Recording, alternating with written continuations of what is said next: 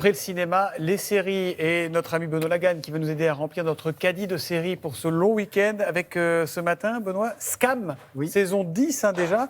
C'est la série qui cartonne auprès des jeunes. Scam, est-ce que c'est un succès mérité ?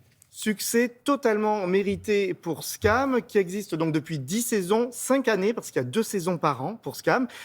J'ai fait le calcul, 310 millions de vues cumulées sur YouTube et France.tv où la série est diffusée. Alors le concept original, c'est de suivre des lycéens dans leur vie quotidienne. Et si vous voulez regarder la série, eh bien c'est simple, vous pouvez la regarder tous les vendredis à 18h un épisode, ou alors d'une façon assez étonnante, c'est-à-dire que s'il se passe par exemple quelque chose chez Anaïs, que l'on voit ici, à 8h50 ce jeudi, tiding sur votre téléphone, une petite alerte et vous pouvez aller voir la séquence, le clip. C'est l'accumulation des clips qui fait la série.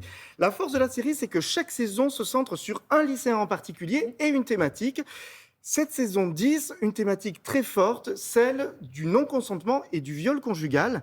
Et le personnage central, c'est Anaïs, qui était un personnage secondaire depuis la saison 6 et qui là est au centre de cette série. Je l'ai rencontré, Zoé Garcia, qui interprète Anaïs, et la scénariste. Eh ben, on s'embête pas dans la vie, monsieur Lagan. Oui, et j'ai rencontré en plus la scénariste et la réalisatrice. Ah ben voilà. Regardez comme elle parle de cette série, l'importance de cette série par rapport à cette thématique-là, et puis aussi pourquoi ça marche autant auprès des jeunes. Regardez.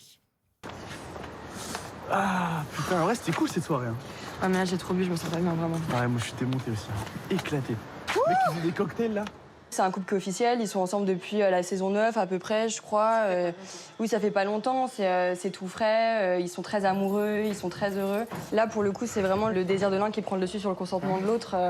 C'est le viol le plus banal du monde, en fait. C'est vraiment celui qui se passe dans la chambre à coucher. C'est celui dont on parle pas, parce que justement, c'est avec la personne avec laquelle on est. Il se trouve que 90% des viols sont commis par des gens qu'on connaît, que ça soit de l'inceste ou du viol conjugal. Et ça, je pense que c'est une stat qui était vraiment inconnue pour la plupart des gens. Ouais. Enfin, c'est-à-dire que les gens, pour un viol, c'est le viol de rue par un inconnu. Non, en fait, la plupart des viols, c'était des gens qu'on connaît. Et ça, c'est hyper violent aussi à réaliser, je pense. Pour moi, la violence, elle est dans le regard d'Anaïs. J'avais la sensation d'être voyeuriste et d'être, malgré moi, obligée de regarder ce qui se passait. Et là, c'est ce que la caméra induit, en fait. Et c'est terrible, en fait, ce qui se passe dans son regard. Et pour moi, il n'y avait pas besoin de montrer un acte quelconque, c'était pas l'intérêt. L'idée, c'était de vraiment voir ce qui se passait pour elle à ce moment-là. Et cet effroi qu'elle ressentait. Pour moi, c'est vraiment l'histoire de filmer l'effroi, en fait. Enfin, je veux dire, tu lui as dit que tu voulais pas ? Oui, enfin après, c'est pas comme si je l'avais repoussé hyper fort non plus, donc... J'ai reçu énormément de messages de gens qui remerciaient la série de représenter un viol comme ça, justement. Dans l'imaginaire collectif, ça, c'est pas un viol parce que c'est son copain. Mais les gens posent des questions en étant très...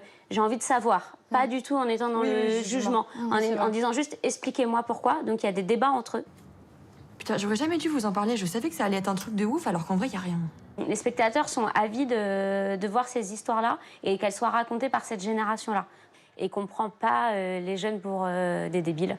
On les prend avec leurs failles, leurs forces. On ne les juge pas. Et j'espère, en tout cas, que c'est ça qui fait aussi qu'ils se reconnaissent là-dedans. On chasse les mauvaises énergies, on se concentre, on est ancré dans le réel, madame. Tu penses à une question et tu tires une carte. Ok.